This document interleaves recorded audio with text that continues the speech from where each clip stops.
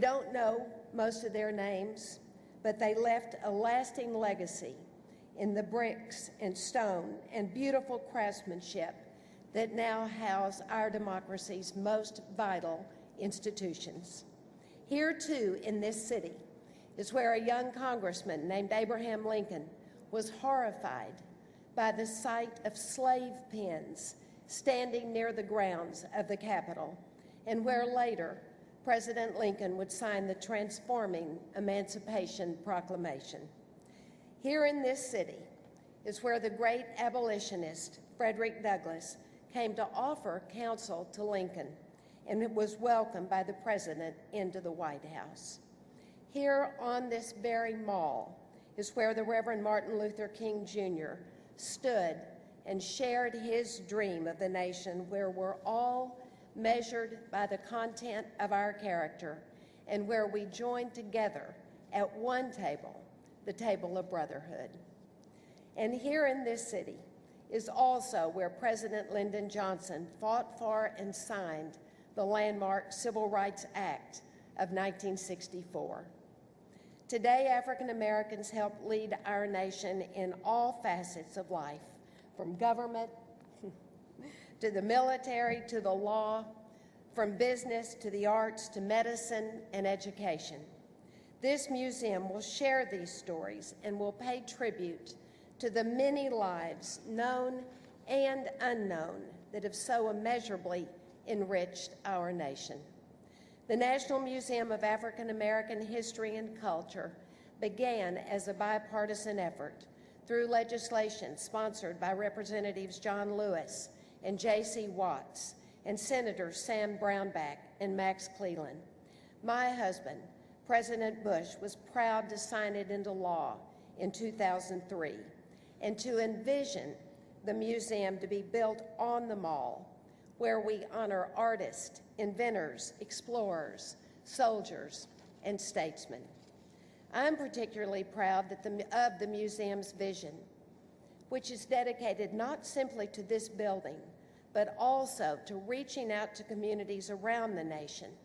The museum has already begun traveling expeditions and artifact preservation programs. It's a museum dedicated to welcoming all Americans, whether or not they'll be able to travel to Washington, D.C. I'm glad, too, that this building will stand next to the monument to our first president, George Washington, a man who fought for liberty and who came to recognize the evils of bondage, freeing his slaves in his will. Side by side, these two spots are symbolic of our own national journey. For the stories that will be preserved within these walls, the stories of suffering and perseverance, of daring, of imagination, and of triumph, are the stories of African Americans.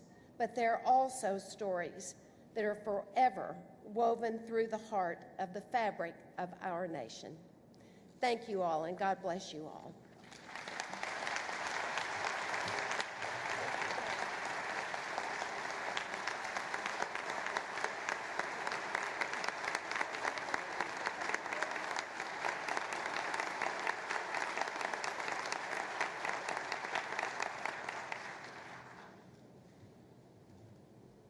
Now it's my honor to introduce a friend, a scholar, an accomplished astrophysicist, 2 times university president and now president of Purdue University, and most importantly, new chair of the Smithsonian Board of Regents and my boss, Francis Cordova.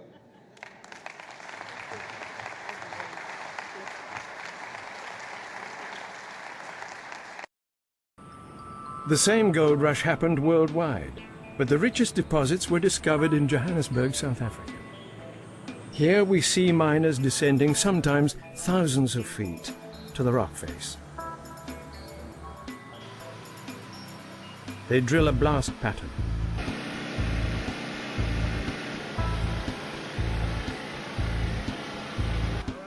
The holes are charged with explosives and detonators. And wait for it. The rock is liberated with its precious ore.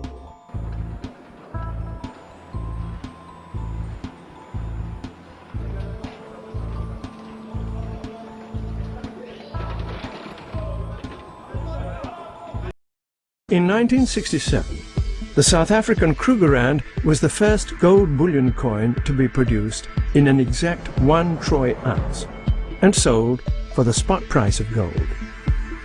At that time, US citizens were not allowed to own gold, but were allowed to own foreign coins. So the introduction of the Krugerrand enabled US citizens to own gold after all. On January the 1st, 1975, after 42 years, it again became legal for individual Americans to own gold. The Capital Gold Group are your gold experts. All that glitters is not gold. You need to know what you're buying and why. At Capital Gold Group, we understand investor behavior, and we want to help protect your assets and future so they are as safe as gold.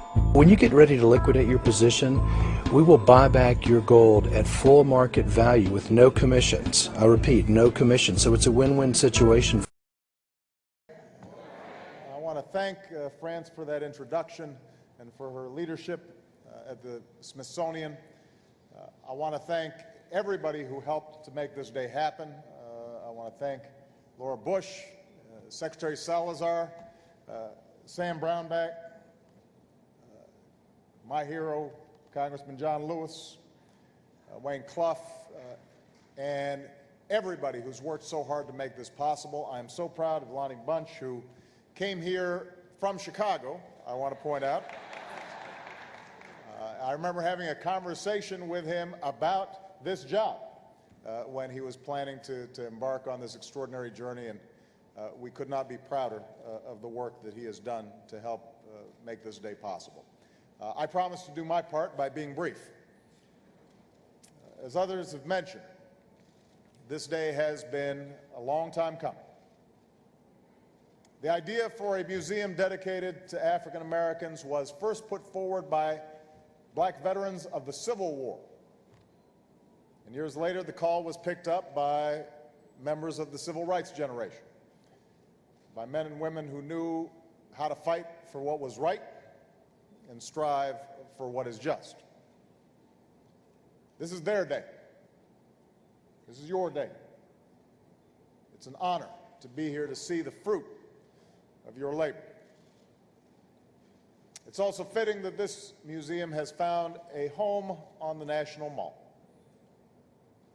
As has been mentioned, it was on this ground long ago that lives were once traded, where hundreds of thousands once marched for jobs and for freedom. It was here that the pillars of our democracy were built, often by black hands. And it is on this spot, alongside the monuments to those who gave birth to this nation and those who worked so hard to perfect it, that generations will remember the sometimes difficult, often inspirational, but always central role that African Americans have played in the life of our country. This museum will celebrate that history.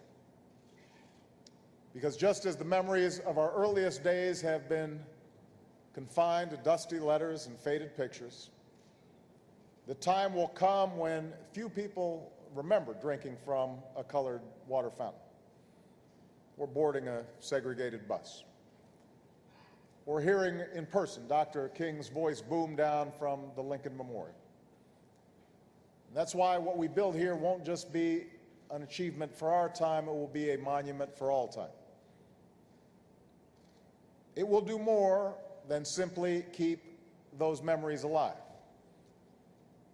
Just like the Air and Space Museum challenges us to set our sights higher, or the Natural History Museum encourages us to look closer, or the Holocaust Museum calls us to fight persecution wherever we find it, this museum should inspire us as well.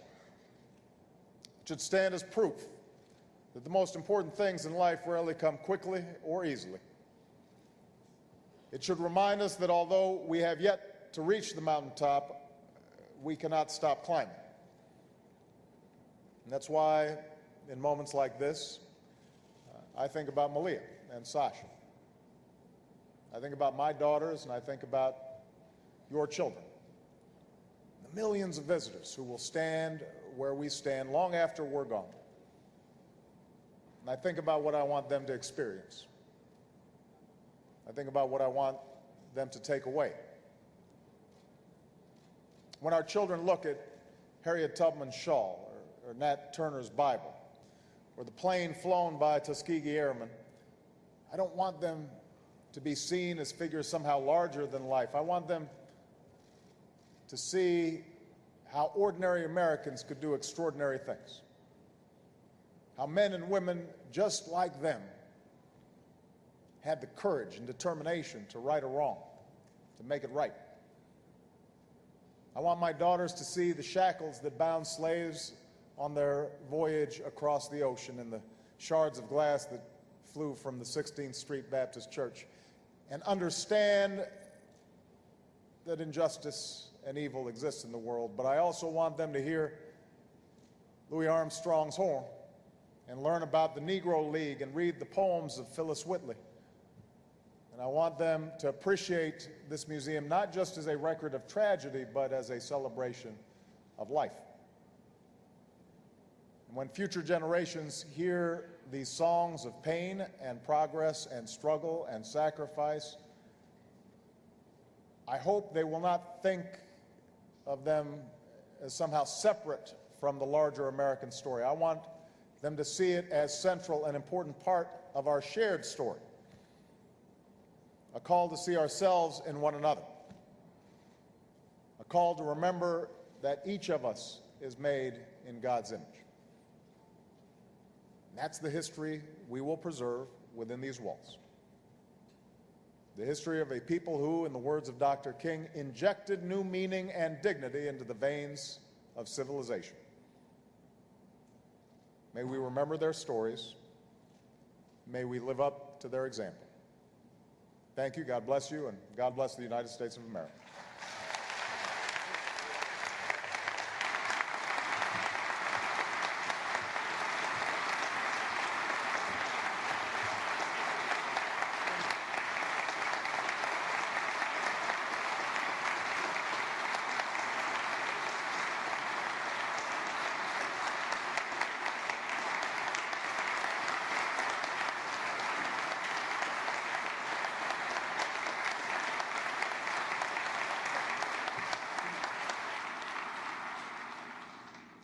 At this time, I'd like to invite the groundbreakers to gather at the foot of the steps at the stage here.